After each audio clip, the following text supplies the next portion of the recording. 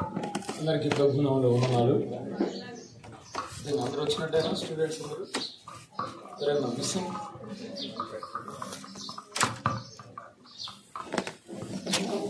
అందరూ ఒకసారి నోట్స్ చూపించండి.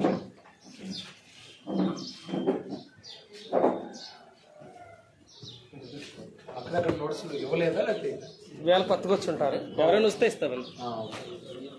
కొత్తగా వచ్చిన ఎవరైనా ఉంటే ఇస్తారు. బాలాజీ గారు మీరు చూపించలేదు. రైట్, మన పుస్తకం కాదండి అది. ఇంకోటి కూడా కాదు. ఓకే, దేవుని మహాకృప చేత మనం మరి ఫుల్ డోస్ అండ్ చాలా చక్కగా వివరంగా మరలా రెండోసారి ఏంటిది 70 వారాలు కాబట్టి చాలా వివరంగా ప్రభు మనకు అందించారని బట్టి సంతోషిస్తున్నాం. ఇంకా మీకు 4 సెమిస్టర్స్గా జరుగుతాయి కనుక ప్రవచనాత్మకమైన గ్రంథాల మీద అధ్యయనం చేసేటప్పుడు ముఖ్యంగా దానియేలు గ్రంథం మీద ఇంకా వివరంగా ఇస్తారు. అప్పుడు ఈజీగా మీరు క్యాచ్ చేయగలుగుతారు. అప్పుడు ఇంకా సంతోషం సమయంలో మనం రక్షణ శాస్త్రం యొక్క వరుసలో మనం 6వ పాఠానికి మనం వచ్చాం. ఈరోజు మనం రక్షణ శాస్త్రంలో 6వ ప్రధానమైన పాఠం. జస్ట్ ప్లీజ్ రాసుకోండి. సత్యమైన రక్షణ.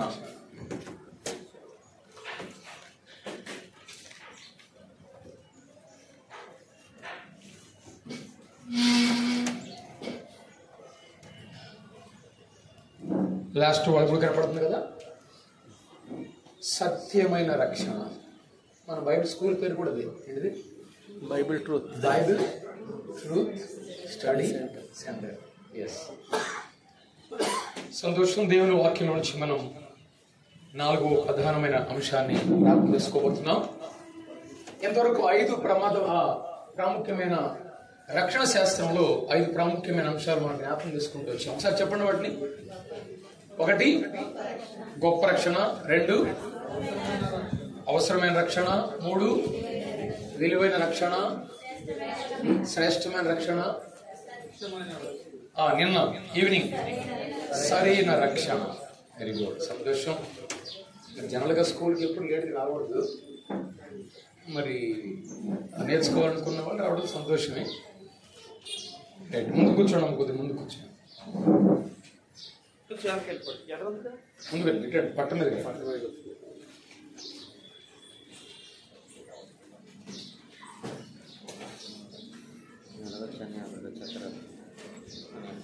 ఓకే. ఈరోజు 6వ లెసన్లో సత్యమైన రక్షణ.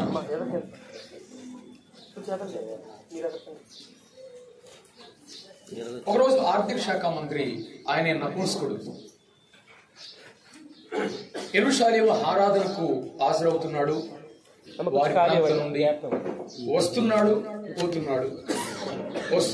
పోతున్నాడు కానీ అతనికి రక్షణ లేదు. హాజరవుతున్నాడు అంతే. కానీ బైబిల్లో మనకి ఆరాధించుటకు వచ్చునని రాయబడింది. అంటే దాని మీనింగ్ ఏంటంటే ఆరాధన హాజరవుతున్నాడు ఆయన. కానీ ఆ తర్వాత కాలంలో ఒకరోజు తిరిగి వెళుతున్నాడు. కానీ వెళుతూ కూడా ఆయన ఖాళీగా లేడు. ఆ దినాల్లో బైబిల్ ప్రతులు బాగా ఉన్నవారి దగ్గర మాత్రమే కొద్దిగా పరిమితంగా ఉండేవి. ఆయన ఒక ఆర్థిక శాఖ మంత్రి కనుక ఆయన దగ్గర యెషయా గ్రంథం ఉన్నది. అంటే గ్రంథం ఉన్నది, దాంట్లో యెషయా గ్రంథం మాత్రమే చదువుతూ వెళుతున్నాడు. దేవుడు ముందు ఎరిగిన వాడే ఫిలిప్పుని పంపించినప్పుడు వెంటనే ఫిలిప్పు గారు ఒక ప్రశ్న వేస్తాడు, నీవు చదువుతున్నది నీవు గ్రహించేస్తున్నావా అన్నప్పుడు వెంటనే ఎవడైనా నాకు త్రోవ చెప్పుకుంటే నేను ఎలాగూ గ్రహింపగలను అన్నాడు. కాబట్టి దేవుని వాక్యాన్ని చదువుతుంటాం కానీ దానిలో ఉన్న సత్యం ఏంటో మనకు అర్థం కాకపోతే చదువుతున్నా కూడా అర్థం కాదు, ప్రయోజనం లేదు. కాబట్టి దేవుని వాక్యాన్ని చదువుతుంటాం, అందరి దగ్గర బైబిల్ ఉంటుంది. కానీ ఎందుకు మరి ఈరోజు రకరకాల డినామినేషన్స్, రకరకాల అర్థాలు వస్తున్నాయంటే కారణం ఏంటంటే సత్యాన్ని మనం గ్రహించలేకపోవడమే. మరి సత్యం గ్రహించాలంటే ఏం చేయాలి? ఏమన్నాడు నపుంసకుడు? ఎవడైనను నాకు త్రోవ చూపుకుంటే. కాబట్టి ఈ బైబిల్ స్కూల్ యొక్క ప్రధానమైన ఉద్దేశం కూడా ఏంటంటే ఆ వాక్యమును లేక దేవుని వాక్యాన్ని, సత్యాన్ని ఏం చేయాలి? సరిగ్గా చూపించేవారు కావాలి. కావాలి. అందుకే చాలా వివరణాత్మకమైనటువంటి ఈ వాక్య ధ్యానాలు మనం క్లాసెస్ రూపంలో తీసుకురాబడుతున్నాం. అంటే ఆరోది సత్యమైన రక్షణ. సపోజ్ ఒక బల్లను మనం తయారు చేయాలనుకోండి, ఒక టేబుల్ తయారు చేయాలనుకోండి, ఆ వడ్రంగి కార్పెంటర్ ఏ వస్తువులు ఉపయోగిస్తాడు? చెక్క, మేకులు, ఫెవికల్ అతికించాలి కదా కొన్ని, టేపు, ఇంకా సో ఇవన్నీ మీరు ఎంత చెబితే ఎక్కువ చెప్తే నాకు అంత బలం అన్నమాట. టేబుల్ కూడా బలమే కదా చెప్తాం కదా. అంటే ఒక బల్లే, కానీ ఇవన్నీ ఏంటి, చాలా అంశాలు ఉన్నాయి దాంట్లో. ఒక బల్లే కానీ ఇవన్నీ అంశాలు ఉపయోగిస్తున్నాం, అంటే ఇవన్నీ పదార్థాలు దాంట్లో మెటీరియల్ గా ఉపయోగిస్తున్నాం. అట్లానే రక్షణ అనేది ఒకటే, బట్ దాంట్లో అంశాలు చాలా ఉంటాయి. అందుకే కొన్నిసార్లు అడుగుతుంటాం, ఎవరన్నా బైబిల్ పెట్టుకుని వెళ్తున్నారు అనుకోండి, కొంతమంది అడుగుతారు ప్రార్థనకి వెళ్తున్నారా అంటారు. వాస్తవానికి ప్రార్థనకి వెళ్తున్నారా, ఆరాధనకి వెళ్తున్నారా? ఆదివారం జనరల్ గా ప్రార్థనకి వెళ్తున్నారంటే అంటాం మనం కదా. ప్రార్థన వేరు, ఆరాధన వేరు. అంటే ఇవన్నీ కొన్నిసార్లు పొరపాటుగానే కొన్నిటిని యాక్సెప్ట్ చేస్తుంటాం. కానీ ఈ రోజు మన అంశం ఏంటంటే రక్షణ అనేది ఒకటే, కానీ దానిలో ఎన్నో అంశాలు ఇమిడి ఉన్నాయి. బల్ల ఒకటే, దాన్ని తయారు చేసే మెటీరియల్ చాలా ఇమిడి ఉన్నట్టుగా ఇవన్నీ అంశాలను ఇమిడ్చి రక్షణ అనే అంశం గురించి మనం ధ్యానం చేయబోతున్నాం. ఉదయ కాలం దీనిలో నుంచి 2 ప్రధానమైన అంశాలు రాసుకోండి. ఒకటి, రక్షణను గూర్చిన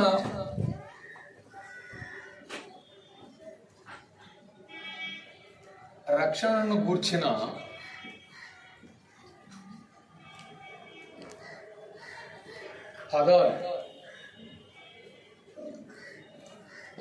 2,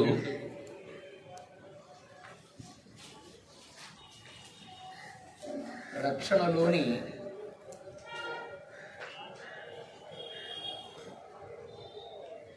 పరమార్థములు.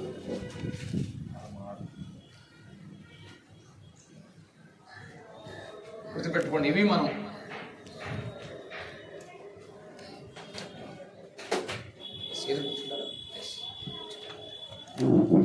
చూడండి. రక్షణ గురించిన పదాలు ఎక్కువగా మనం చాలా పదాలు వాడుతుంటాం, కానీ వాటి యొక్క స్పష్టమైన స్పెసిఫిక్ అర్థం ఏంటో మనం చూడబోతున్నాం. అందువల్ల ఆ పదాల గురించి మనం జాగ్రత్తగా సంక్షిప్తంగా అధ్యయనం చేయబోతున్నాం. రెండోది ఏంటి, రక్షణలోని పరమార్థం. దీని ఇన్నర్ మీనింగ్, లోపల దేవుడు ఏం కలిగి ఉన్నాడో కూడా మనం జ్ఞాపకం చేసుకుని రండి. ఈ రక్షణ గురించినటువంటి ఆ పదాలలో ప్రధానంగా ఈరోజు మనం 15 పదాల గురించి సంక్షిప్తంగా ధ్యానం చేయబోతున్నాం. 15 పదాలు ముందు చెప్తాను, తర్వాత మీరు నోట్స్ రాసుకోండి. ఒకటి, ఈ రక్షణ గురించినటువంటి పదాలు అనేటువంటి దాంట్లో పశ్చాత్తాపం అంటారు. పశ్చాత్తాపం, ఈ పదాలు చాలాసార్లు మనం వింటాం. పశ్చాత్తాపం అంటే ఒక వ్యక్తి తాను ఉన్న స్థితిని బట్టి, తాను చేసిన పాపాన్ని బట్టి దుఃఖపడటమే ఏమంటారు? పశ్చాత్తాపం. మళ్ళా చెప్తున్నాను, రాసుకోండి ప్లీజ్. ఒకటి పశ్చాత్తాపం, ఒకటేసి పశ్చాత్తాపం రాసి, ఒక వ్యక్తి తాను ఉన్న స్థితిని బట్టి, తాను చేసిన పాపమును బట్టి దుఃఖించుటయే.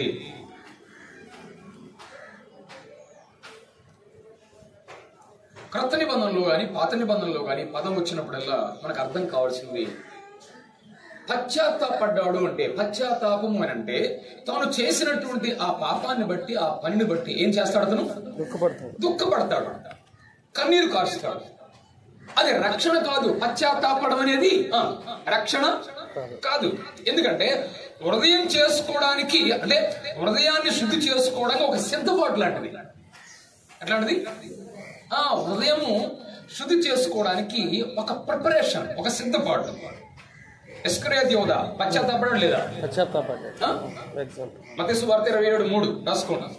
మత్తయి సువార్త 27:3. ఇస్కరియోతు యూదా పశ్చాత్తాపడ్డాడు. పశ్చాత్తాపడడం రక్షణ కాదు కదా. అంటే హృదయం శుద్ధి చేసుకోవడానికి సిద్ధపాడు అనేటువంటిది ఉంది, కానీ దాన్ని సిద్ధపడలేకపోయాడు. సరి చేసుకోకుండా ఉరి వేసుకున్నాడు. వేసుకున్నాడు చూసారా? సరి చేసుకుంటే బాగానే ఉండేది. కాబట్టి దీన్ని బట్టి అదే లూకాసు వార్త 7వ అధ్యాయంలో నిన్న కూడా చెప్పాను, పాపాత్మురాలి స్త్రీ ఏం చేసింది? ఆమె ఏడ్చింది. ఎందుకు ఏడ్చింది ఆమె? ఆమె చేసిన ఆమె పేరు ఎక్కడ చెప్పబడింది? ఎవరంట? పాపాత్మురాలి స్త్రీ. తన పాపం ఒకసారి గుర్తొచ్చింది. ప్రభు దగ్గరగా వచ్చాడని తెలుసుకుంది, వెళ్ళింది, ప్రభు పాద దగ్గర పడింది. తన కన్నీటితో తన యొక్క జీవితం, తన జీవితం ఎలాంటిదో వ్యక్తపరిచింది. కానీ వినండి, దుఃఖపడటంతో మాత్రమే ఆమె ఆగిపోలేదు. ఏం చేసిందంట? యేసు ప్రభు చెప్పాడు అక్కడే, నీ విశ్వాసం నిన్ను రక్షించాను. అంటే ఆమె పశ్చాత్తాపంతో మాత్రమే ఆగిపోలేదు. ఏం కలిగిందాను? విశ్వాసం ఉంచింది కనుక ప్రభు వారు వెంటనే అన్నాడు, నీ కన్నీటిని బట్టి నేను క్షమిస్తున్నాను బొమ్మ అన్నాడా? కాదు, నీ విశ్వాసం నిన్ను రక్షించాను. కాబట్టి మొట్టమొదటి పదం ఏంటంటే పశ్చాత్తాపం. ఎస్. నెంబర్ 2, రెండోది మారు మనస్సు. మీరు రాసుకోవడం ఎక్కువ వర్తిస్తాను, జాగ్రత్తగా రాసుకోండి. మారు మనస్సు. మారు మనస్సు అంటే ఆ పాత మనస్సును విడిచిపెట్టి, ఒకదని చెప్పాలంటే పాపము నుండి తిరగటం, పాపము నుండి తిరుగుట. సపోజ్ ఇది పాపం,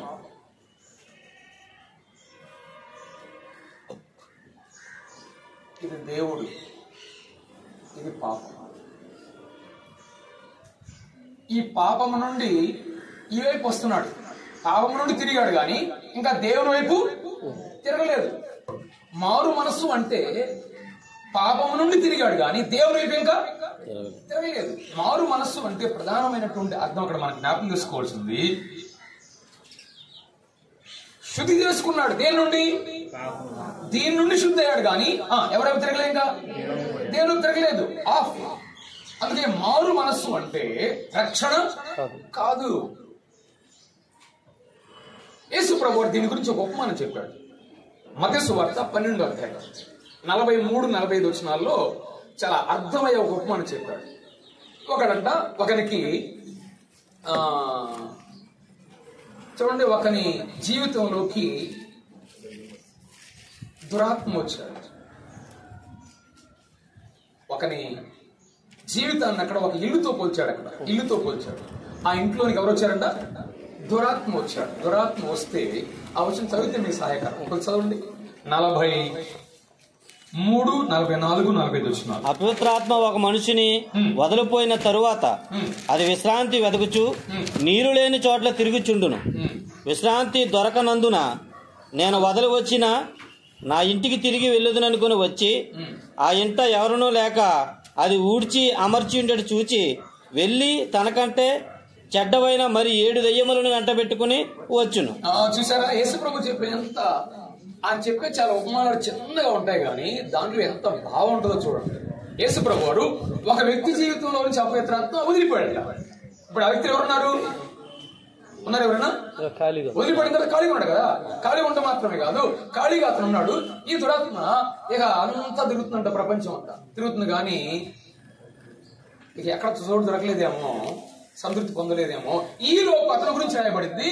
ఎలా ఉన్నాడంట? ఊడ్చి అమర్చబడి చక్కగా ఉన్నాడు. దాన్ని ఏమంటారు తెలుసా? దాన్ని ఏమంటారు? మారు మనస్సు. పాదంతా పోయింది, ఊడ్చేసాడు. తాగుడు ఇవన్నీ పోయినాయి. ఇంకేమైనా చెప్పాలనుకున్నాం కానీ ఇక్కడ అవన్నీ తీసేసుకున్నాడు. కానీ అవన్నీ తీసుకోవడంలో రక్షణ ఉందా? అది కాదు రక్షణ. కానీ ఒక ఘోరమైన పరిస్థితి జరిగింది అక్కడ. అలాంటి వ్యక్తికి ఏం జరిగింది? వాడు మరలా దురాత్మ వచ్చేటప్పుడు అలా చూశాడంటే వచ్చి, నా ఇల్లు ఎలా ఉందో, పాత ఇల్లు కదా, ఓల్డ్ హౌస్ కదా, ఒకప్పుడు నన్ను ప్రేమించినాడు కదా, నా అసలు రాసింది నా ఇంటికి అని రాసింది కదా. ఒకసారి తొంగి చూసేలకి అసలు భలే క్లియర్ గా ఉన్నాడు, బాగా రెడీ చేసి ఉన్నాడు. అప్పుడు వెంటనే ఇంకొక పని చేశాడు. ఆయన ఏం చేశాడు?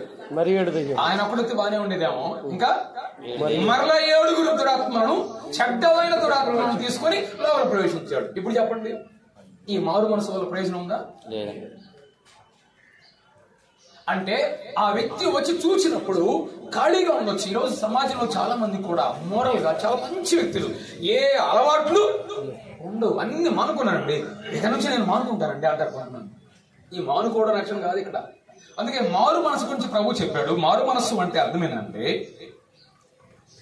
తనకున్నటువంటి బ్యాడ్ హ్యాబిట్స్ మార్చుకోవడమే తప్ప, తీసివేసుకోవడమే తప్ప అది రక్షణ కాదు అని అర్థం.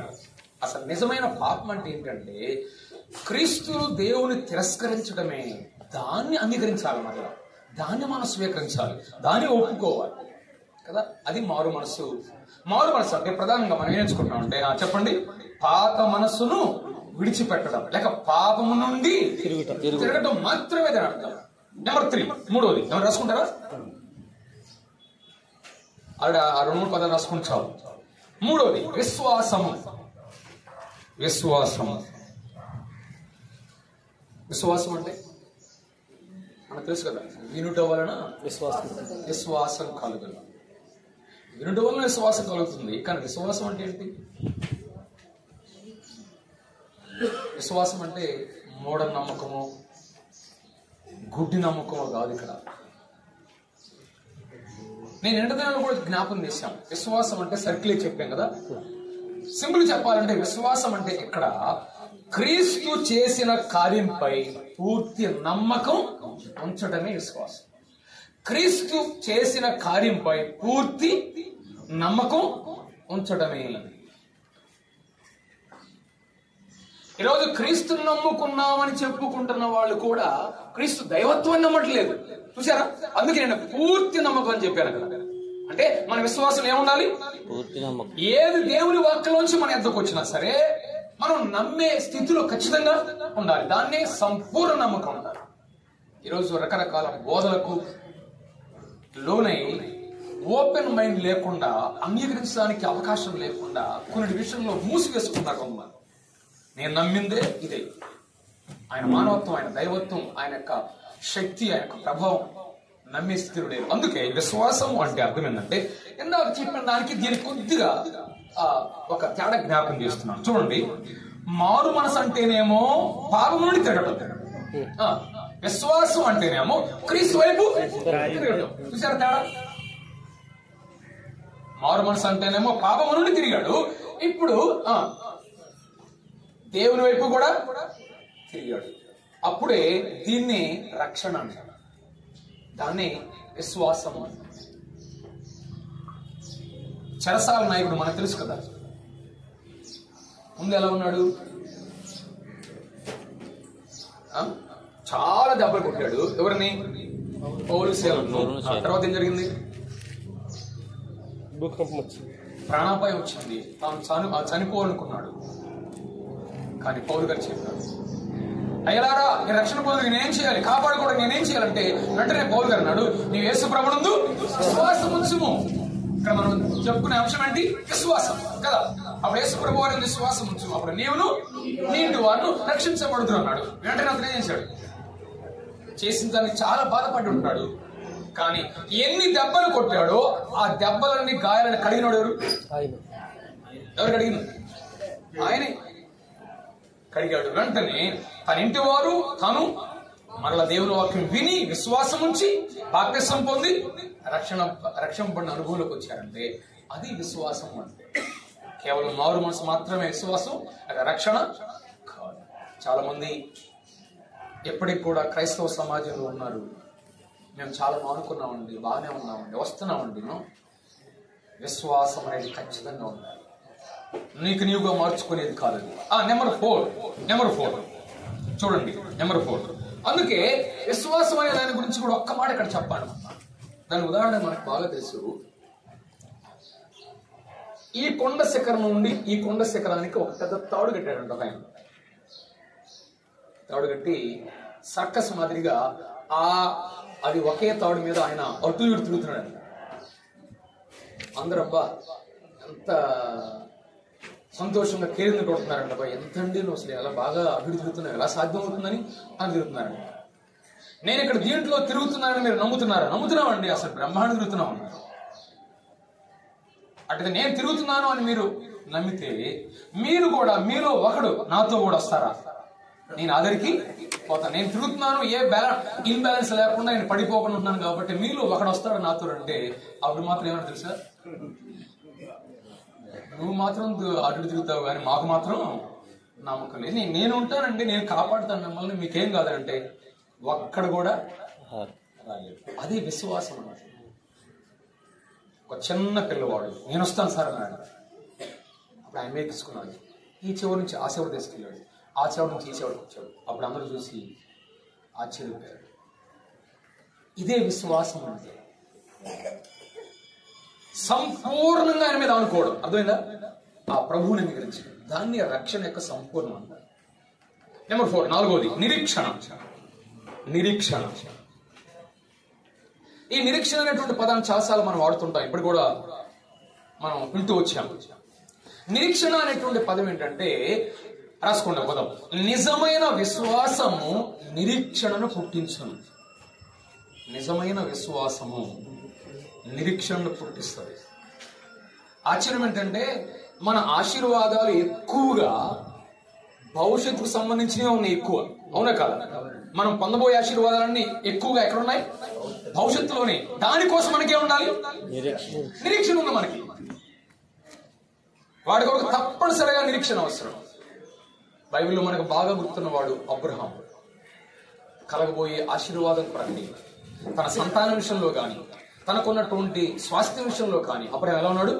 నిరీక్షణ. అసలు నిరీక్షణకు ఆధారము లేనప్పుడు కూడా కనిపెట్టున్నాడు. దేవుడు అద్భుతంగానికి సాయం చేశాడు. ఇక్కడ చూడండి, రక్షణకు నిరీక్షణకు ఉన్నటువంటి తేడా మనం గమనించాలి. ఇది రక్షణ, కానీ రక్షణ ఉన్న వారికి ఖచ్చితంగా నిరీక్షణ ఉన్నది. చూడండి, కొంతమందికి రక్షణ లేకుండా నిరీక్షణ ఉంటే ఎలాంటిది అంటారంటే దాన్ని అడుగులేని కొండ లాంటిది అంటారు. ఏంటది? అడుగులేని కొండ ఎలాంటిది? కొండే కానీ ఏం లేదు దానికి. నాకు కూడా తెలుసు అండి ఏసే అవుతాడని చెప్పి, నన్ను కూడా తీసుకెళ్తాడండి. ఏం లేకుండా, రక్షణ లేకుండా నిరీక్షణ ఉండడం వల్ల ప్రయోజనం లేదు. కొండ ఎంత పెద్ద అయినా అడుగు లేకపోతే ఎట్లా? ఈ రక్షణ కలిగిన వాడే నిరీక్షణ కలిగిన వాడు. బైబిల్ ఎప్పుడు కూడా రక్షణ నిరీక్షణ రెండు కాంబినేషన్ తో ఉంటాయి. అందుకే అపోస్తలుడైన పౌలు రోమాపత్రిక 8వ అధ్యాయంలో చాలా స్పష్టంగా ఆ మాట చెప్తాడు. అంటే 4వ పదం చెప్పండి. నిరీక్షణ అంటే అది రక్షణతో కూడినది అయి ఉన్నది. రక్షింపబడిన వారే ఈరోజు ఏమనండి, రక్షింపబడిన వారికే నిరీక్షణ ఉన్నది. రక్షణ లేని వారికి భవిష్యత్తును గురించినటువంటి ఆలోచన అసలు బేసే లేదు, ఆధారమే లేదు వారికి. 5వ పదం ఒప్పుకొనుట. ఒప్పుకొనుట, దాన్ని యాక్సెప్టెన్స్ అంటారు. ఒప్పుకోలు లేకపోతే ఒప్పుకొనుట. ఇక్కడ ఒప్పుకుంటాం అంటే అర్థం ఏంటంటే ఒప్పుకోండి అంటున్నారు కొంతమంది కొన్నిసార్లు కదా. ఒప్పుకోండి అంటే ఏంటి? ఇక్కడ ఒప్పుకోవడం అంటే అంగీకరించడం అంటే అర్థం ఏంటంటే మనం అనుకున్నది ఒప్పుకోవడం కాదు. ఇక్కడ దేవుడు ఏం చెప్పాడో దానిని ఉన్నది ఉన్నట్టుగా ఒప్పుకోవడం, దాన్ని ఒప్పుకోవాలంట. ఇక్కడ మావాడు కూడా ఒప్పుకున్నాడండి, ప్రభువుని రక్షించబడాడండి అంటామా. కానీ దాంట్లో అర్థం ఏందనుకున్నారు కొంతమంది? ఈ ఒప్పుకోనే దానికి ఇంకో పదం కూడా పెడతారు, మొక్కుబడి. ఏంటంట, మేము కూడా ఒప్పుకున్నామండి దేవునికి పలానది ఇవ్వాలని, ఇస్తావని కదా. అది కాదు ఇక్కడ ఒప్పుకోవడం అంటే అర్థం ఏంటంటే దేవుడు ఏం చెప్పాడు, what God said we have to accept. దేవుడు ఏం చెప్పాడో దాన్ని మనం అంగీకరించడాన్ని రక్షణ అనేటువంటి పదం స్పష్టంగా చెప్పచ్చు. కయ్యను ఏం చేశాడు? తనకిష్టం వచ్చింది ఇచ్చాడా, దేవుడు చెప్పింది చేశాడా? హేబెల్, అందుకే హేబెల్ దేవుడు అంగీకరించాడు, లక్ష్య పెట్టాడు, అవునా కాదు? మనం ఒప్పుకునేది ఆయన ఏం చెప్పాడు, మనమేమనుకున్నామో చేసినందువల్ల ప్రయోజనం ఏమి? నేను కొండలను ఒప్పుకున్నానండి, ఎక్కడికంట వెళ్ళంగా మా దగ్గరికి వెళ్ళాలనుకున్నానండి. మా దగ్గరలో ఉంది, చెన్నై మా దగ్గరలో ఉంది. ఇప్పటికీ చాలా మంది రెగ్యులర్ గా వెళ్తారు ప్రతి సంవత్సరం. వినండి, అది కాదు ఒప్పుకోవడం. దేవుడు ఏం చెప్పాడు అనగా, నా మాట విని నన్ను పంపిన వానెందు విశ్వాసం ఉంచండి, వాడు నిత్య జీవము గలవాడు. ఇది ఇక్కడ దగ్గరే ఉంటే ఎక్కడికో పోయి చేయాలనుకుంటున్నాం. కానీ ఒప్పుకొనుట అంటే ఆయన ఏం చెప్పాడో అది చేయడం. 6వది క్షమాపణ. ఆరోది క్షమాపణ. దీని ఒక లైన్ రాసుకోండి. మానవుడు తన పాపాన్ని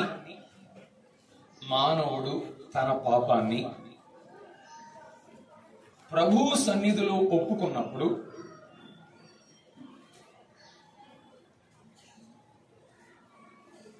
ప్రభు అతనిని క్షమిస్తాడు.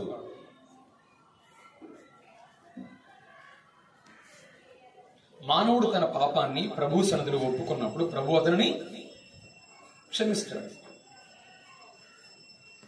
యోహాను మొదటి పత్రిక 1:7 ఏమరాబడింది?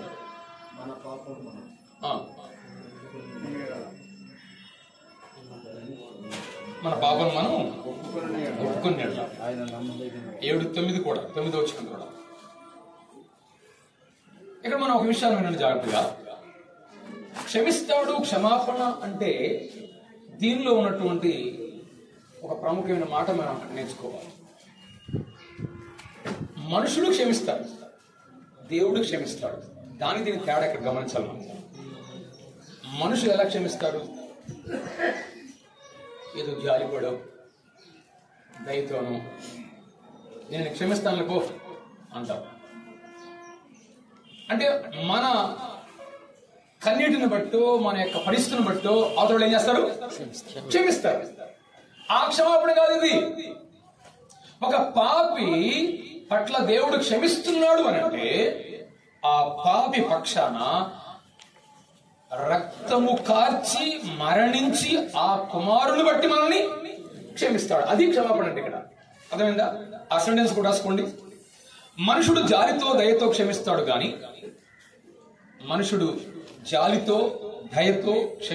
గాని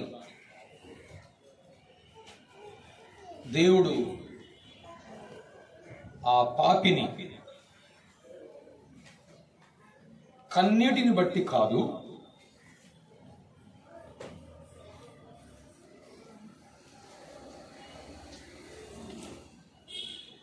ఆ పాపి పక్షాన రక్తము కార్చి మరణించిన తన కుమారుని చూచి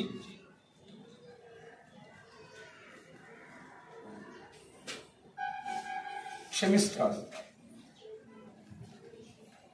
మనుషుడు జాలితో దయతో క్షమిస్తాడు గాని దేవుడు ఆ పాపి కన్నీటిని బట్టి కాదు, ఆ పాపి పక్షాన రక్తము కార్చి మరణించిన తన కుమారుని చూచి క్షమిస్తాడు.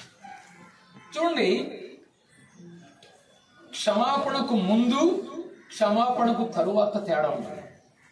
క్షమాపణకు ముందు మన పాపం మన ముందే ఉంటుంది. అన్నారా? చూస్తున్నారా? క్షమాపణకు ముందు మన పాపం మన ముందే కాదు, దేవునితో కనబడతానే ఉంటుంది. క్షమాపణ తరువాత మన పాపం ఏం చేస్తాడైనా? తన వీపు వెనుక తట్టు రాయబడింది కదా. చాలా పదాలు మనం చదువుతాం. పాపాన్ని సముద్రపు అగాధములలో పడవేశాను, తూర్పుకు పడమరకి ఎంత దూరమో ఆయన దూరపరిచాడు. ఆయన మన పాపాన్ని తుడిచివేస్తాడు. దాన్ని క్షమాపణ అంటారు. అంటే పాప క్షమాపణకు ముందేమో మన పాపం ఆయన ముందు మన ముందు కనబడుతూనే ఉంటది. క్షమించబడిన తర్వాత ఆయన ఏం చేస్తాడు? దాన్ని పూర్తిగా తొలగిస్తాడు. ఇక దాన్ని ఆయన చూడు. ప్రభు యొక్క క్షమాపణలు ఏముందంటే శాశ్వతంగా క్షమించేవాడు. మనం చాలాసార్లు క్షమించిన తర్వాత కూడా కొంతమంది మళ్ళీ ఇంకా క్షమించాం. చెప్పండి, క్షమించాను అంటాం కానీ మళ్ళీ గుర్తవుతాయి. ఎప్పుడు చేస్తాం? నేను ఆ రోజు అట్లా క్షమించాను కానీ నీకు ఎట్టడోడు అయితే అంటాం మనం కదా. కానీ మన ప్రభు యొక్క క్షమాపణ ఏంటిది? ఇది శాశ్వతమైన క్షమాపణ. 7వది క్రొత్త జన్మ లేక నూతన జన్మ. క్రొత్త జన్మ యోహాను సువార్త 3:3 రాసుకోండి. ఒక జన్మించడం అనేటువంటిది మన ప్రణాళిక, మన ప్రయాస, మన పని అనేది ఎలాగో ఉండదో, మనం నూతన జన్మ అనేటువంటి రక్షణ కూడా మన ప్రయాస, మన ప్రణాళిక కాదు. ఇది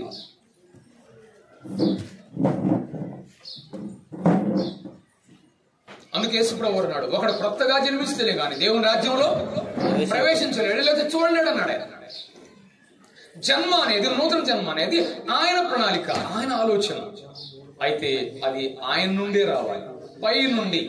చూడండి, సృష్టి అనేది కూడా ఎలా జరిగింది? ఆదికాండం 1:2లో, ఆదికాండం 2లో ఆత్మ జలముల పైన అల్లాడుచుండెను. ఆత్మ జలాల మీద అల్లాడుతూ ఉన్నప్పుడు ఒక నూతన కార్యం జరగబోతుందనే దానికి మొట్టమొదటి నాంది. అదే విధంగా మనం కూడా నూతనంగా జన్మించాలంటే ఎక్కడి నుంచి రావాలి? పై నుండి. అక్కడ క్రొత్తగానే పదం వేసి లోపల ఏమన్నాడు? క్రింద ఏమన్నాడు ఫుట్నోట్లో? పై నుండి కదా. అది మన నుండి వచ్చేది కాదు. నూతన జన్మ అనేది ఆయన నుండి రావాలి. ఆయన నుండి రావాలంటే 2 ప్రధానమైన కార్యాలు జరగాలని నినదంలో జ్ఞాపకం చేశాం. దేవుని ఆత్మ, దేవుని వాక్యం. నీటి మూలంగాను ఆత్మలోగాను జన్మించితేనే గాని అన్న. అంటే ఒక వ్యక్తి దేవుని వాక్యం వింటూ ఉండగా దేవుని ఆత్మ అతను దర్శించినప్పుడు, ఒప్పింపు చేసి అతను ఏం చేయాలి? అంగీకరించినప్పుడు, నమ్మినప్పుడు అతను ఏం చేస్తాడు? తిరిగి జన్మిస్తాడు. దేవుని వాక్యము, దేవుని ఆత్మ కార్యం లేకుండా ఏ వ్యక్తి కూడా రక్షణ పొందనే లేడు. దేవుని వాక్యము, దేవుని ఆత్మ ఇద్దరు కలిసి ఒకే ఒక వ్యక్తిని గురించి చెప్తారు. ఎవరైనా? ప్రభు అయిన యేసుక్రీస్తు. పరిశుద్ధాత్మ దేవుని యొక్క ప్రధానమైన పరిచర్య ఏంటంటే క్రీస్తును మన జీవితంలో చూపించడమే అంటారు. పరిశుద్ధాత్మ యొక్క చివరి సమయం వరకు కూడా ఆయన ప్రయత్నం ఏంటంటే క్రీస్తునే హెచ్చించడం. ఆయన లేకుండా పరిశుద్ధాత్మ దేవుడు ఏ మాట పలకడు ఆయన. అదే చెప్పండి, నూతన జన్మ. ఒక ప్రశ్న అడుగుతున్నాను, జీవితం ఉందో జన్మ ఉందా? జీవితం ఉందో జన్మ ఉందా? జన్మించుకోవడానికి కొంతమంది జీవిస్తున్నారు దేవుని కోసం. నేను పాడపడతాను, లేదా చేస్తాను, పరిచయం చేస్తాను. దీన్ని ఏమంటారు? జన్మ అంటారా, జీవితం అంటారా? జీవితం కాదు, ముందు ఏంటిది? జన్మించాలి. ముందు నువ్వు నూతనంగా జన్మిస్తే గాని దేవుని కోసం జీవించవు. నేను ముందే జీవిస్తానంటే జన్మ లేకుండా జీవిస్తే దానిలో అర్థం లేదు, అంత వ్యర్థమే. 8 నూతన సహవాసం. నూతన సహవాసం. నూతన సహవాసం. చూడండి,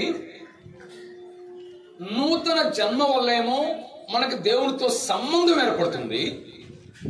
ఈ నూతన సహవాసం అనేది అది రెగ్యులర్ గా దేవునితో అనుదినం జరిగేటువంటి సహవాసం. అంటే సంబంధం అనేది ఎప్పుడు పోదు, కానీ సహవాసం కొన్నిసార్లు పోయే అవకాశం ఉంది. అవునా కాదా? కొడుకే కానీ కొన్నిసార్లు వాడు అవిధేయుడైనప్పుడు తండ్రికి దూరం అవుతాడే గాని వాడెవడు? కొడుకే. సంబంధం పోదు. ఏం పోయింది? సహవాసం పోతుంది. ఒక వ్యక్తి ప్రభు నుండి శ్వాసం ఉంచితే, నూతన జన్మ జన్మిస్తే అతని సంబంధం దేవునితో ఉంది, కానీ సహవాసంలో కొన్నిసార్లు అనుదినం దేవునితో ఉండకపోతే నువ్వు సహవాసం కోల్పోతున్నావు. దాన్ని ఇక్కడ నూతన సహవాసం అంటాం. నూతన సహవాసం అంటే ఒక మాట రాసుకోండి అక్కడ, యోహాను మొదటి పత్రిక 1:3. యోహాను మొదటి పత్రిక 1:3.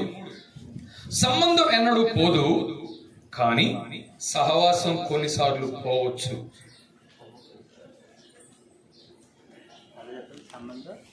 సంబంధం ఎన్నడూ పోదు, కానీ సహవాసం కొన్నిసార్లు పోవచ్చు. కంటిన్యూషన్. ఎప్పుడైతే దేవుని ఆత్మకు, వాక్యానికి, ఎప్పుడైతే దేవుని ఆత్మకు, వాక్యానికి,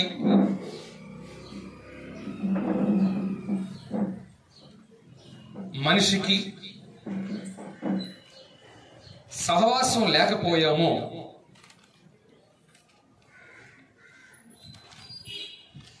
సహవాసం చేయలేకపోయామో సాధారణంగా ఆ సహవాసాన్ని కోల్పోతాం.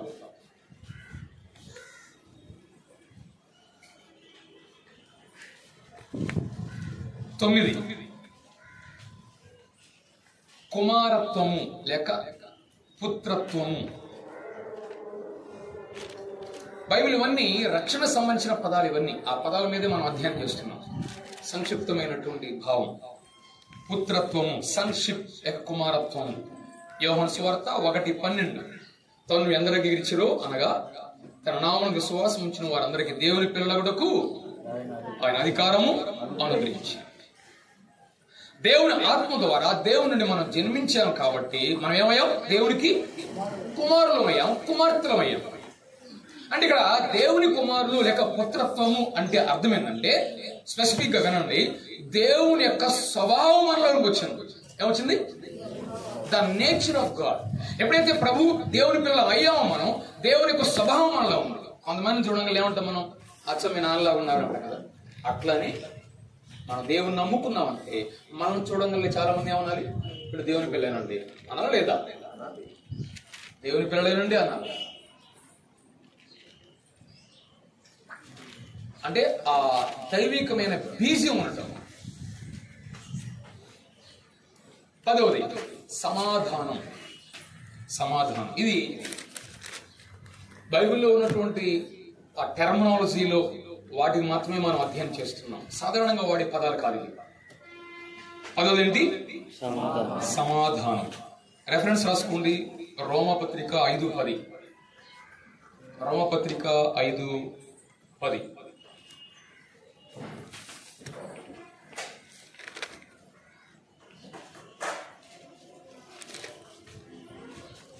ఒకప్పుడు మనకి దేవునితో ఏమి లేదు, మనకి సమాధానం లేదు. కానీ ఇక్కడ సమాధానం అనేటువంటి దాని గురించి ఒక వివరణ మీకు జ్ఞాపకం చేయాలి. చూడండి, ఇక్కడ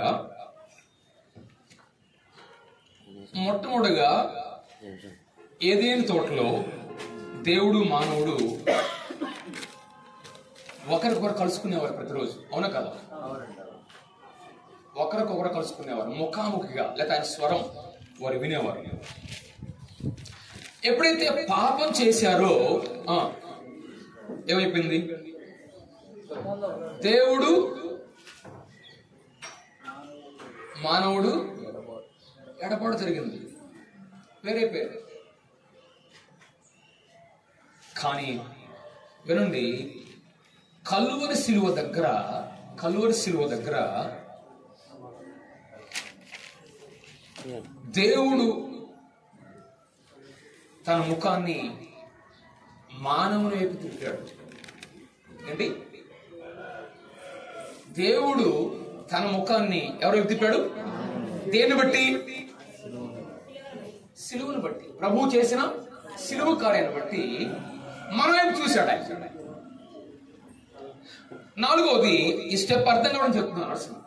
ఎప్పుడైతే మనం దేవుని అంగీకరించామో అప్పుడు మరలా ఇద్దరు కలిశారు. ఎవడారు? దేవుడు, మానవుడు. అప్పుడు ఏం కలిగింది వాళ్ళిద్దరి మధ్య?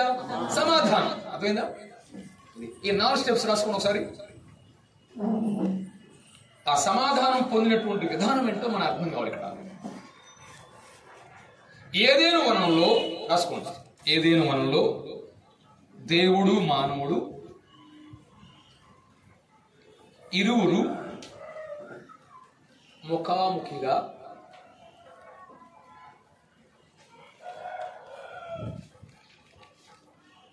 సహవాసం కలిగి ఉన్నారు.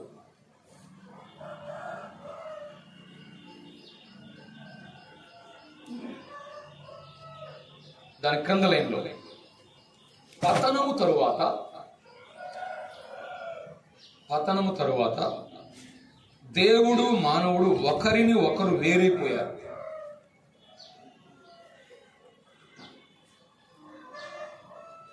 పతనం తరువాత దేవుడు మానవుడు ఒకరినొకరు వేరైపోయారు. ఆ తర్వాత లైన్, కలువరిలో దేవుడు తన ముఖమును మానవైపు త్రిప్పాడు. కలువరిలో దేవుడు తన ముఖమును మానవుని వైపు త్రిప్పాడు. మానవుని వైపు త్రిప్పాడు. కానీ 4వది ఏం చేయాలి? రాసుకోండి, చివరి కింద పాయింట్. రక్షణ సమయంలో మానవుడు దేవుని వైపు చూశాడు. ఎప్పుడైతే ఆ రక్షించబడటానికి మనం ప్రభు దగ్గరకు వచ్చామో ఆ గడియలో మనం ఎవరైపు చూసాం? దేవుని చూసాం. దాన్ని అప్పుడు సమాధానం. రక్షణ సమయంలో మానవుడు దేవుని వైపు తిరిగాడు. అందుకే రోమపత్రిక 5:10 ఏం చదువుకున్నాం అక్కడ మనం? చదవం ఒకసారి. 5:10 చదవయా? ఎలయనగా శత్రువులమై ఉండగా మనకప్పుడు శత్రువులం, ఆయన కుమారుని మరణము ద్వారా మనము దేవునితో సమాధానపరచబడిన ఎడల సమాధానపరచబడిన వారమై ఆయన జీవించుట చేత మరి నిశ్చయముగా రక్షింపబడుదుము. అంటే ఇక్కడ అపోస్తలుడైన పౌలు చాలాసార్లు కంపేర్ చేస్తుంటారు, పోల్స్తుంటారు అన్నమాట. అంటే మీరు ఆయనతో శత్రువులుగా ఉంటేనే తన ప్రియ కుమారుని ఇచ్చాడు, మిమ్మల్ని మిత్రులుగా చేసుకున్నాడు. ఇప్పుడు మీరు మిత్రులయ్యారు కాబట్టి ఇంకెంతకాలమేనైనా చేస్తాడు అంటాడు ఆయన. 11వ నీతిమంతులుగా తీర్చబోట. నీతిమంతులుగా తీర్చబోట అక్కడే రోమ 5:1 చదవండి. కాబట్టి విశ్వాస మూలమున మనము నీతిమంతులముగా తీర్చబడి మన ప్రభువైన యేసుక్రీస్తు ద్వారా దేవునితో సమాధానము కలిగి ఉందము. దేవునితో నీతిమంతులముగా తీర్చబడి అన్నారు. చూడండి, ఒక వ్యక్తి ప్రభు అయిన క్రీస్తు యేసునందు విశ్వాసం ఉంచినప్పుడు ఏం చేయబడతాడంట? నీతిమంతుడుగా తీర్చబడతాడు. నీతిమంతుడుగా తీర్చబడటం అంటే అర్థం ఏంటంటే ఒక వ్యక్తిని నీతిమంతుడుగా ప్రభువు ప్రకటించడం, డిక్లరేషన్ అంటారు దీన్ని. ఇప్పుడు చెరసాల్లో ఉన్న వ్యక్తిని విడిపించి బయట తీసుకొచ్చి వాడిని ఇప్పుడు ఏం చేస్తాడంటే, వీడిని విడిపిస్తున్నానండి, వీడి పక్షంగా నేనున్నానండి అని చెప్పడాన్ని ఏమంటారు? నీతిమంతుడిగా ప్రకటించడం, డిక్లరేషన్ అంటారు. అతని పక్షంగా మాట్లాడడం. ఇది ఎలాంటిదంటే క్షమించడం కంటే ఎక్కువైంది. ఒక మాట, ఒక పదం రాసుకోండి దాని సెంటెన్స్. పాపి తన విశ్వాసము క్రీస్తు చేసిన కలువరి కార్యంపై ఉంచినప్పుడు,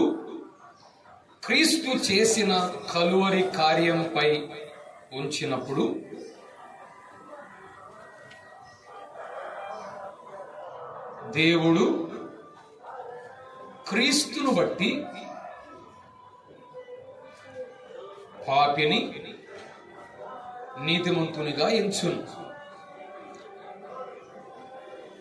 మళ్ళా చెప్తున్నాను, పాపి తన విశ్వాసము క్రీస్తు చేసిన కలువరి కార్యంపై ఉంచినప్పుడు దేవుడు క్రీస్తును బట్టి పాపిని నీతిమంతునిగా ఎంచును. దాన్ని నీతిమంతుడిగా తీర్చడం అంటారు. క్షమాపణ అంటే అర్థం ఏంటి? ఒక వ్యక్తి యొక్క శిక్షను తీసివేస్తున్నానని చెప్పడం. కానీ నీతిమంతుడిగా అంటే తన హృదయంలో ఒక బాధ ఉంటుంది, ఇంకా ఉంటుంది ఒక దోషారోపణ. అయ్యో, నేను ఎంత ఘోరమైన అయితే నన్నేంటి క్షమించాడు అనే ఉంటుంది కదా, అది కూడా తీసివేయడాన్ని ఏమంటారు? నీతిమంతుడిగా తీర్చడం అని. ఎంచడం అనేది అది దానిలో ఉన్నటువంటి ప్రధానమైనటువంటి మీనింగ్. 12 విమోచన.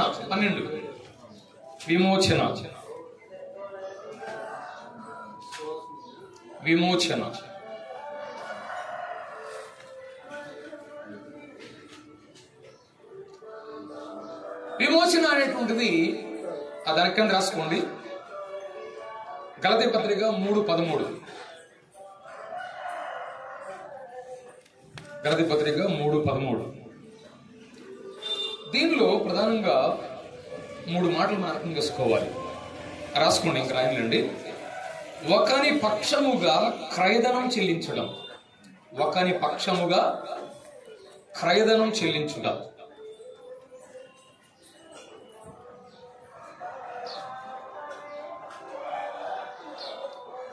పురాతన దినాల్లో ఈ బానిసలుగా ప్రజలు రోమా సామ్రాజ్యంలో అంట ఒక 10 మంది రోడ్లో వెళ్తున్నారు అనుకోండి, మనకు 10 మంది ఎదురవుతుంటే 10 మందిలో 7 దాసులే బానిసలు ఎదురవుతారన్న రోమా సామ్రాజ్యం ఉన్నప్పుడు. అంటే ఏంది? ఎక్కువ బానిసలే. అంటే ఈవెన్ మార్కెట్ లో ఎలా అమ్ముతారు? పశువుల్లాగా అమ్మేవాళ్ళంట. ఇక మనం వెళ్ళి మార్కెట్కి వెళ్ళి ఎలాంటి మంచిగా ఉపయోగపడతాడనే వాడు కొనుక్కోవడమే. కానీ ఆ బానిసను కొనుక్కునేటప్పుడు ఆ కొనుక్కునే వెల ఎక్కువ అవుతుందే కొలది ఆ బానిసకి ఏముంటది? 1,00,000 రూపాయలు పెట్టి ఒక బానిసను కొన్నాడు, ఒక ఆయన 10,000 పెట్టి బానిసను కొన్నాడు. ఎవడు ఎక్కువ ఏడుస్తాడు? నన్ను లక్ష పెట్టి కొన్నాడు ఈయన, ఏమి నా మీద లక్ష్యం పెడతాడు ఈయన, ఎంత పని చేపిస్తాడు, అవునా కదా? అంటే రెండో సెంటెన్స్ రాసుకుంటాను వరుసలో. ఒకరి పక్షంగా క్రయధనం చెల్లించుట, ఒకరిని బానిస సంత నుండి బయటికి తేవడం, ఒకరిని బానిస సంత నుండి బయటికి తేవడం, వారిని పూర్తిగా విడుదల కలిగించడం, వారిని పూర్తిగా విడుదల కలిగించడం. ఈ విమోచన అనేటువంటి పదం పాత నిబంధనలో చాలా అర్థవంతంతో కూడినటువంటిది. ఎందుకంటే ఒక విమోచకుడు అంటే, ఒక విడిపించేవాడు అని అంటే ఖచ్చితంగా పాత నిబంధనలో రూతు గ్రంథం మనకు బాగా గుర్తురావు, అవునా కదా? మా సమీప బంధువు అంటే ఒక విమోచించేవాడు ఏం చేయాలంటే అతడు ఏమై ఉండాలంటే నెంబర్ 1 ఒకటి అతను సమీప బంధువై ఉండాలి. మన ప్రభు విమోచకుడు అంటే విమోచన క్రయధనం చెల్లించాడంటే నెంబర్ 1 ఒకటి ఆయన సమీప బంధువుగా రావాలి. అంటే గాడ్ బికేమ్ మ్యాన్, ఆయన మనుషుడు కావాలి, మన వంటి వాడు కావాలి కదా. రెండోది సమర్థుడై ఉండాలి. విమోచించేవాడు ఏమై ఉండాలి? వేల పెట్టాలి కదా, ఆయన లేనోడైతే కొనగలడా? అంటే విమోచన క్రయధనాన్ని చెల్లించేవాడై ఉండాలి. ఒకటి రాసుకోండి, సమీప బంధువై ఉండాలి.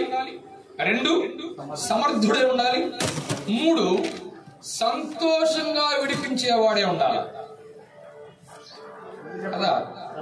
ఎస్, సమీప బంధువై ఉండాలి. రెండోది సమర్థుడై ఉండాలి. మూడోది సంతోషంగా విడిపించుటకు సంతోషంగా విడిపించేవాడై ఉండాలి. ఇది స్పష్టంగా ప్రభు అయిన క్రీస్తు యేసులో ఆయన నెరవేర్చిన సరైన విమోచకుడు ఆయన. ఎందుకంటే ఒకటి సమీప బంధువయ్యాడే లేదు ఆయన,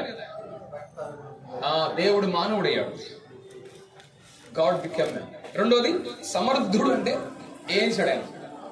తన రక్తముని చిందించాడు. రక్తము చిందించకుండా పాపక్షమాపణ లేదు.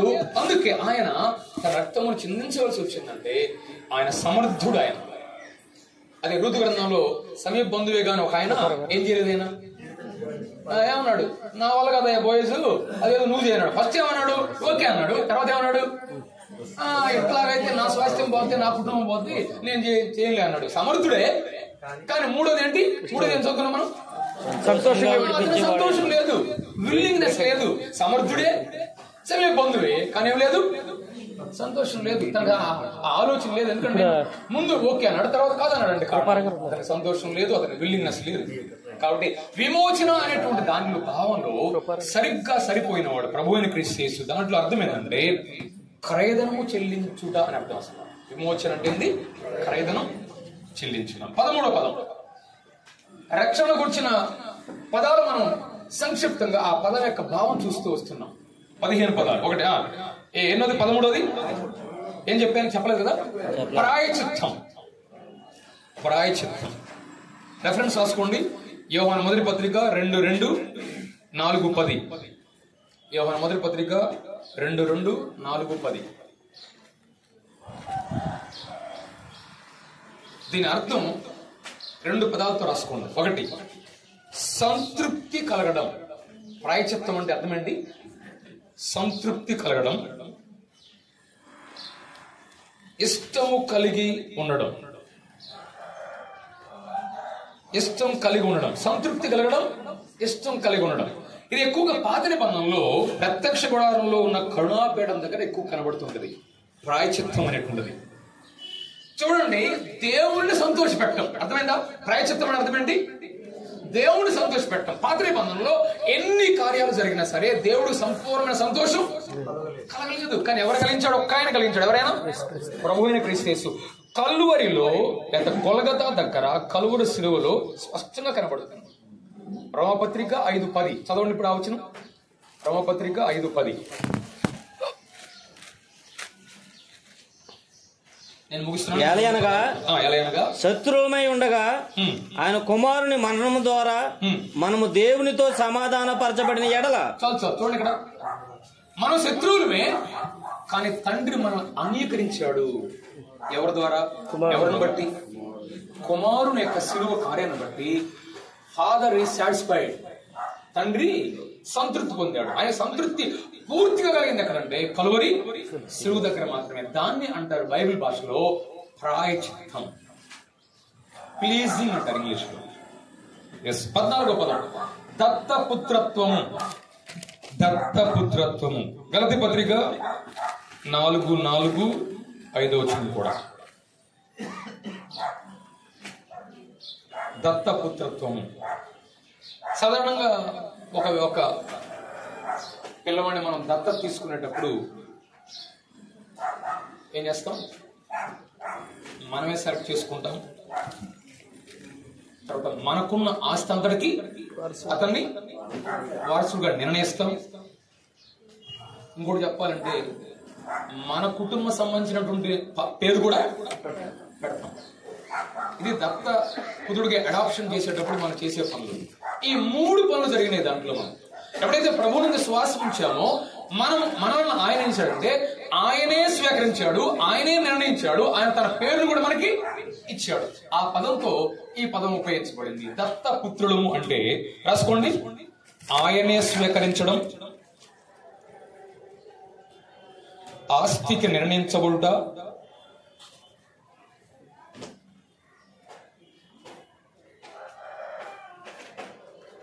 నూతన నామం ఇవ్వబడుట, నూతన నామం యొక్క పేరు ఇవ్వబడుట, ఆయనే స్వీకరించడం, ఆస్తికి నిర్ణయించబడుట, నూతన నామం ఇవ్వబడుట. ప్రభుని ఎరిగిన తర్వాత ప్రభు తన బిడ్డలను చేసుకున్నాడు. ఆయన ఇప్పుడు మనం ఆయన పిల్లలం. మనకేం పేరు ఇచ్చాడు? ఆయన తన నామమును మనకిచ్చాడు. దేవుని పిల్లలు. మన ఇంటి పేరు మారిపోయింది. 15 చివరి మాట పరిశుద్ధులు. నిన్నటి దినంలో పరిశుద్ధులు అనేటువంటి దానికి మనం బేసిక్ మీనింగ్ కూడా చెప్పాం. పరిశుద్ధులు అంటే ఏంటి చెప్పండి, గుర్తున్న గారు నాకు పదం. ప్రత్యేకించబడిన వారు, ప్రత్యేకించబడ్డం. పరిశుద్ధులు అంటే ప్రత్యేకించబడ్డం. ఒక వ్యక్తిని గాని వస్తువును గాని దేవుడు తన ఉపయోగం కొరకు ప్రత్యేకించుకోవడాన్ని ఏమన్నా మనం పరిశుద్ధులుగా చేసుకోవడం, పరిశుద్ధపరచడం అని. పాత నిబంధనలో చాలా స్థలాలను గాని వస్తువులను గాని కొన్నింటి దేవుడు ఏం చేశాడు? అందుట్లో మళ్ళా సృష్టి క్రమంలో 7వ దినాన్ని ఏం చేశాడు? పరిశుద్ధపరిచాడు. అంటే అర్థం ఏంటి? అంటే మిగిలిన 6 దినాలు పరిశుద్ధం కాదా అంటే దాని ఒక పర్పస్ తో, ఉద్దేశంతో దేవుడు దాన్ని ప్రత్యేకపరిచాడు. అది దాని అర్థం. మనల్ని కూడా దేవుడు ప్రత్యేకపరుచుకున్నాడు చాలా విషయాల్లో. అందుకే కొరింథీ 2వ పత్రిక 6వ అధ్యాయం అంటాడు, అపవిత్రమైన దాన్ని మీరు ముట్టకుడి, మీరు వారి నుండి బయలుపడలి, ప్రత్యేకముగా ఉండుడి. మనం ప్రత్యేకమైన వారం, ప్రత్యేకించబడిన వారం, ఒక ఉద్దేశం కొరకు ఉన్నవారం, పరిపూర్ణత వైపు ముందుకు వెళుతున్న వారం.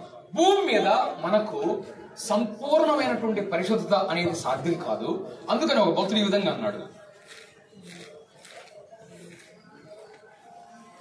సిన్ లెస్ అని చూడండి.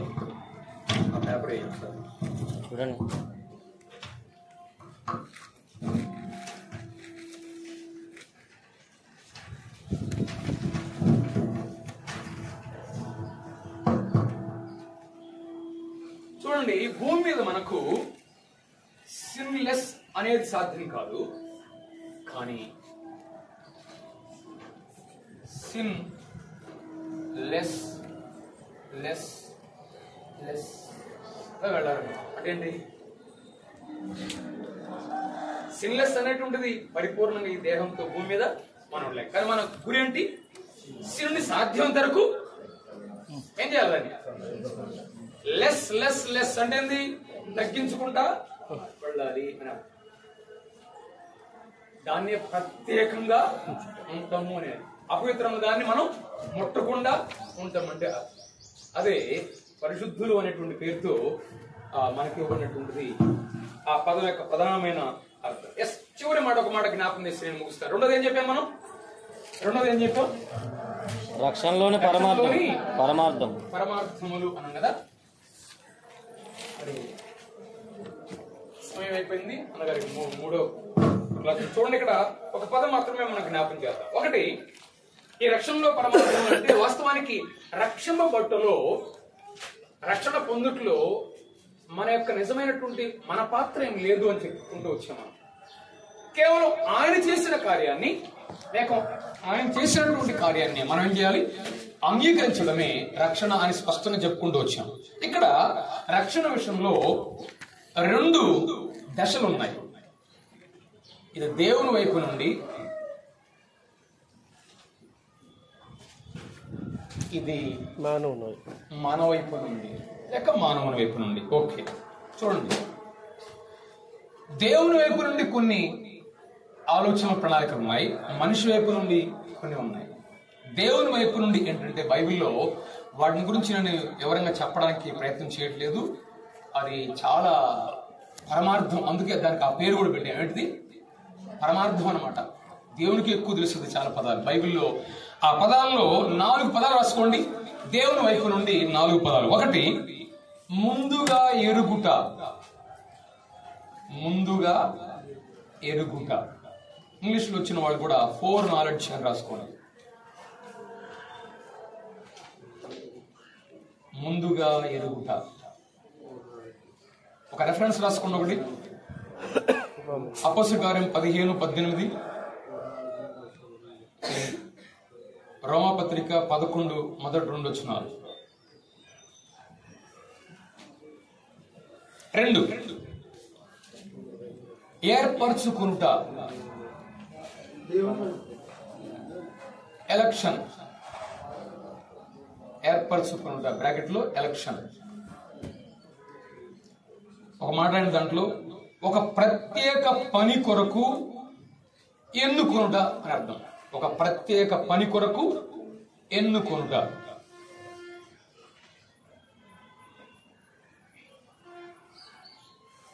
3, ముందుగా నిర్ణయించుట.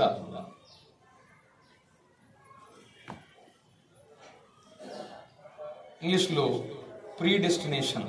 Pre destination. Pre destination. రెండో దానికి రెఫరెన్స్ అని చెప్పానా? ఎఫెసు పత్రిక 1:4, తిమోతి 2వ పత్రిక 2:10. మూడోది ముందుగా నిర్ణయించుట. Pre destination. ఒక పదం రాసుకోండి. ముందుగా గమ్యాన్ని నిర్ణయించుట. అది దాని అర్థం. ముందుగా గమ్యాన్ని నిర్ణయించుట. రోమాపత్రిక 8:29-30. రోమాపత్రిక 8:29-30. 4వది పిలుచుట.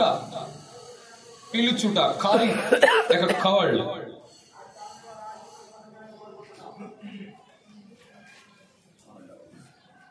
దేవుడు అందరినీ పిలుస్తున్నాడు. ప్రయాసపడి భారం మోసుకుంటున్న సమస్తమైన దేవుడు నా యొద్దకు రండి. It is a general call. But కొంతమందిని స్పెసిఫిక్ గా దేవుడు పిలుస్తున్నాడు. ఆ పిలుచుడు అనేటువంటి దాంట్లో ఆ 2 అనుభవాలు ఉన్నాయి. ఇక్కడ మనకి సింపుల్ గా ఈ 4 పదాల గురించి మనకు అర్థం కాకపోయినా ఒకటి మాత్రం గుర్తుపెట్టుకోండి. ఏర్పరచుకుంటా అంటే మనల్ని ఏర్పరచుకుంటా. ముందుగా నిర్ణయించుకోవడం అంటే నిర్ణయించుకంటే మన గమ్య స్థానాన్ని నిర్ణయించడం. దీని గురించి వివరంగా అంత ఎక్కువగా తెలుసుకోవడం ప్రయత్నాలు కూడా మనం చేయనక్కర్లేదు.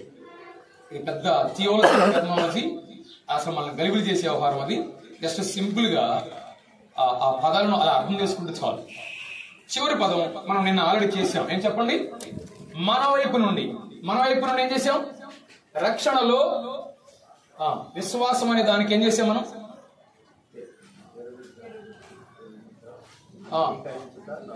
చెప్పండి ఇప్పుడు. మన వైపు నుండి ఏం జరగాల? రక్షణలోని పరమార్థంలో మన వైపు నుండి 1 నెంబర్ 1 చెప్పండి. ఎరుగుట, అంగీకారం, నమ్మిక. అర్థమైందా? ఇది మన వైపు నుండి జరిగేది. 1 ఆయన ఎవరో తెలుసుకోవాలి. మనకి ఏం చేశాడో, మన కొరకు ఏం చేశాడో ఎరగాలి. 2వది ఎరిగిన దాన్ని, తెలుసుకున్న దాన్ని ఏం చేయాలి? అంగీకరించాలి. మనం తెలుసుకున్నవన్నీ కూడా అంగీకరించాం కదా. కాబట్టి ఏం చేయాలి? అంగీకరించాలి. అంగీకరించిన దాన్ని నమ్మకం. హృదయంలో సంపూర్ణంగా నమ్మాలి. అందుకని ఒకళ్ళంట ఐన్స్టీన్ గారు, మనకు బాగా తెలుసు కదా, ఎవరైనా ఐన్స్టీన్ గొప్ప శాస్త్రవేత్త, మ్యాథమెటిషియన్ అంతే కదా. ఆయన భార్యను అడిగారంట ఒక ప్రశ్న, మేడం గారు ఇది ఐన్స్టీన్ గారు గొప్పవాడు, ఆయన లెక్కలు బాగా తెలుసా మీకు అన్నారంట. ఆమెదంట ఐన్స్టీన్ గారు లెక్కలు నాకు తెలియదు కానీ ఆయన తెలుసు అంట. ఏంటి కాబట్టి ఈ లెక్కలు ఇవన్నీ కూడా మనకు అర్థం కాకపోవచ్చు కానీ ఆయన అర్థమైతే చాలు. We should know. కాబట్టి రక్షణలోని ఏం చెప్పుకున్నాం? పదాలు, రెండోది రక్షణలోని పరమార్థములు. వీటిని ప్రభు మనకి సంక్షిప్తంగా మరి వాటిని